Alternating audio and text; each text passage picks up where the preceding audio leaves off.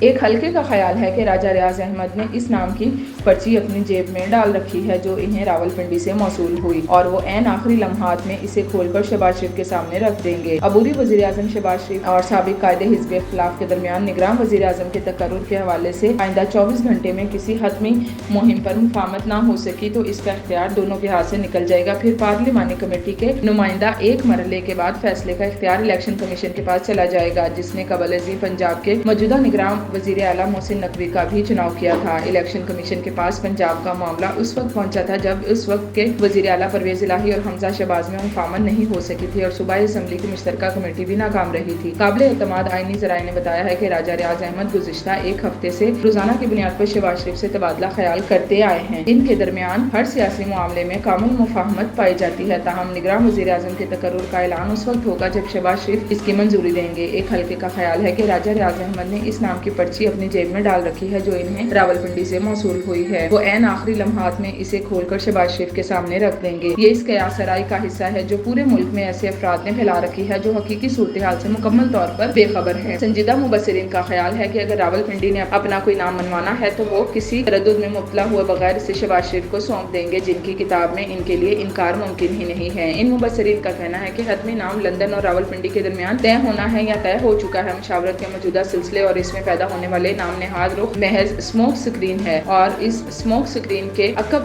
سے نام نمودار کرایا جائے گا۔ سابق حکمراں اتحاد اور طاقتور حلقوں کے درمیان مفاہمت بدستور موجود ہے۔ اس کا سلسلہ آئندہ بھی جاری رہنے کا امکان ہے۔ ملک کی اقتصادی ترقی اور خارجہ محاذ پر دونوں نے اس حکمت عملی پر اتفاق کر رکھا ہے۔ اس پر عمل درآمد جاری رکھنے کے لیے ضروری ہے کہ اس مفاہمت کو مزید مستحکم بنایا جائے اور انداز حکمرانی کا تسلسل برقرار رکھا جائے۔ ذرائع کے مطابق عذرِ عین وزیر اعظم اور قائد حزب اختلاف ہفتہ اور اتوار کی درمیانی شب 12 بجے تک باہم مشاورت سے نگراں وزیر اعظم کے تقرر کے مجاز ہیں۔ اتوار شروع ہونے کے بعد نامزدگی کا اختیار اس 8 رکنی کمیٹی کو منتقل ہو جائے گا جس میں دونوں طرف کے 4 ارکان پارلیمنٹ میں شامل ہوں گے۔ اس میں فریقین قومی اسمبلی اور سینٹ کے 2 ارکان کو نامزد کریں گے جن کی صوابدید پر مزید 3 دن ہوں گے۔